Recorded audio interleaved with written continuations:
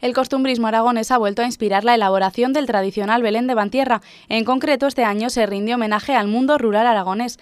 El objetivo era dotar a las escenas del máximo realismo posible, algo que se ha conseguido gracias al proceso 100% artesanal. Es un proceso totalmente artesanal. Primero tienes que hacer una labor de investigación, saber lo que quieres, hacer un pequeño diseño, al menos en volúmenes de la estructura, y luego ya empiezas a todos los detalles, pinturas, texturas, la decoración final del Belén. La escenografía está basada en la arquitectura popular aragonesa y los edificios pueden contemplarse desde cualquier ángulo.